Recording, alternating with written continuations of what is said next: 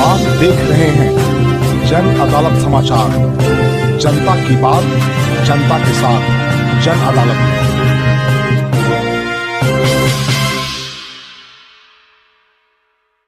नमस्कार, जन अदालत में आपका स्वागत है। मैं बाबा शिवाजी। बिहार के लाल चंदन कुमार जो जम्मू कश्मीर के रजौरी के पुंछ सेक्टर में आतंकवादियों से लोहा लेते हुए शहीद हो गए थे, उनका अंतिम संस्कार हो गया। के विशेष विमान से उनका शव को गया हवाई अड्डे पर लाया गया था। पहले सेना के अधिकारियों के द्वारा उनके 5 परिजनों को वहां बुलाया जा रहा था और उनके परिजन बेहद ही गरीब हैं। टूटा फूटा हुआ घर है।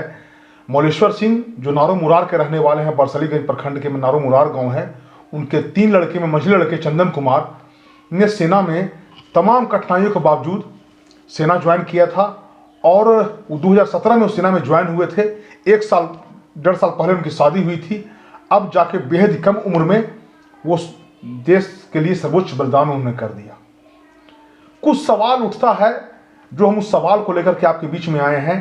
पहले सेना के अधिकारियों के द्वारा कहा गया कि उनके शव को यहाँ नहीं भेजा जाएगा। बाद में जो आम जनमानस है, स्थानीय जो जनप्रतिनिधि हैं, उन्होंने किसी ने सहयोग नहीं किया, सरकार ने सहयोग नहीं किया, प्रशासन ने सहयोग नहीं किया। लेकिन जो आम जनमानस है वो जब उद्वेलित हुए और नवादा के लोग जब सड़क पर उतरे, NH 20 को जाम किया गया, तब प्रशासन थोड़ा बहुत सुगबुगाहट हुआ और बाद में सेना के अधिकारियों के द्वारा कहा गया कि शव को लाया जाएगा। और अब समझिए कि उनके जो भाई थे पीयूष कुमार, उन्होंने गया जो हवाई अड्डा है उस पर उन्होंने मीडिया कर्मियों से बात करते हुए कहा कि सरकार का रवैया बेहद निराशाजनक है। बिहार से नीतीश सरकार जो है, उसके किसी भी नुमाइंदे को इतना फुर्सत नहीं है कि आके 2 शब्द हमारे घाव पे मरहम लगा सकते थे, आके हमें सांत्वना दे सकते थे।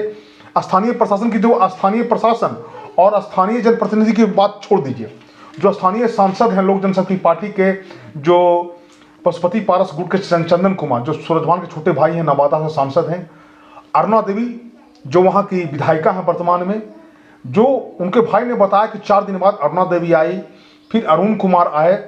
लेकिन बिहार सरकार, अरुण कुमार जो पूर्व जो सांसद हैं अड्डे पे, उनके भाई पीयूष कुमार ने मीडिया कर्मियों से बात करते हुए बताया कि बिहार सरकार का रवैया बेहद ही निराशाजनक रहा और हमको तो लगता है कि अब कोई लोग सेना में अपने परिवार को नहीं भेजेगा। उनका कहना था कि 21 दिसंबर को हमारे भाई का दुर्घटना हुआ, इस तरह का शहादत हमारे भाई ने दिया और बिहार सरकार ने एक ट्वीट नहीं किया अपने शहीद सैनिकों के लिए। उनका सीधे सीधे आरोप था, चूंकि हम लोग भूमियार समाज से आते हैं और बिहार सरकार ने जातिगत जनगणना कराया है और उसमें हम लोग को 2% दिखाया गया है, इसलिए हम लोग का कोई महत्व नहीं है। बेहद ही गंभीर सवाल उनका था। उनका कहना था कि जो बगल में उत्तर प्रदेश है या उत्तराखंड है, जहाँ के जो शहीद होते हैं, वहाँ के जो लोग शहादत देते हैं, जैसे योगी सरकार ने अभी जो कानपुर में जो सब वहाँ उतारा गया, चंदन कुमार के साथ ही शहीद हुए थे, उनको वहाँ की सरकार ने 50 लाख रुपया उनके परिवार को, उनके परिजनों को नौकरी देने की घोषणा की। लेकिन बिहार सरकार का घोषणा तो दूर, एक ट्वीट नहीं किया और उनके किसी नुमाइंदे ने, किसी मंत्री ने, मगध से भी कई लोग मंत्री हैं, लेकिन किसी मंत्री ने वहाँ जाना मुनासिब नहीं समझा, श्रद्धांजलि देना सही नहीं समझा। जो प्रोटोकॉल होता है, गार्ड ऑफ ऑनर दिया गया। और इसके बाद अब समझिए कि जो आम जनमानस है नवादा का, वो किसी जाति धर्म नहीं बटा रहा। लगभग 2 बजे रात में उनका अंतिम संस्कार किया गया और गया हवाई अड्डे से जो उनका गांव नारो मुरार है, 85 किलोमीटर का दूरी तय करने में लगभग 10 घंटे का समय लग गया और लगभग 5 लाख लोग, वो जो तिरंगा यात्रा निकला उनके सबके साथ, 5 लाख लोग सड़कों पर दोनों ओर उनके श्रद्धांजलि देने के लिए खड़े रहे। नवादा में जो भवन था, मकान था, उसके ऊपर से लोग पुष्प वर्षा कर रहे थे। ये बहुत बड़ी बात थी। सरकार के लिए तमाचा था कि सरकार जो हर जगह जनता को जाति और धर्म और जात में जो बांटती है, नवादा के लोगों ने, हर वर्ग के लोगों ने, चूंकि जो भीड़ था वो किसी जाति और धर्म में बांटने के लायक नहीं था, उस भीड़ ने निकल करके और चंदन को श्रद्धांजलि दी, चूंकि उसमें वो अपना राष्ट्र नायक खोज रही थी, अपने नायक को दे रही थी, जिन्होंने अपने जिला का, नवादा जिला का नाम, अपने प्रखंड का नाम, अपने गाँव का नाम देश और दुनिया में नारो मुरार को अमर कर दिया और एक इतिहास बना दिया। एक इतिहास है। देखिए, ये जो दृश्य आप देखिएगा, रोंगटा खड़ा करने वाला दृश्य है।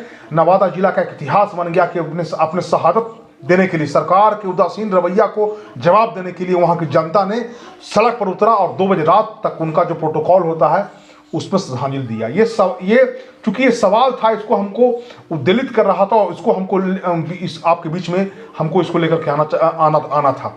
हम भी आपसे पूछते हैं कि सरकार का ये रवैया क्या सही है?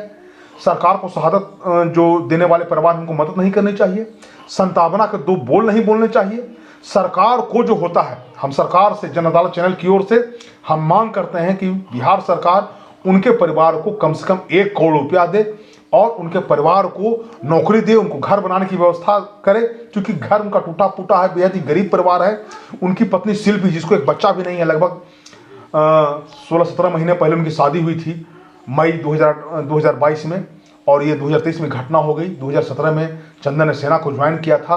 बेहद विपरीत परिस्थिति में रहने वाले जो बिहारी लोग हैं, अपने आत्मबल के दम पर वो गरीबी को से जूझते हुए सेना में उन्होंने नौकरी किया। देश सेवा का जज्बा उनका था और उन्होंने देश के लिए सर्वोच्च बलिदान दिया।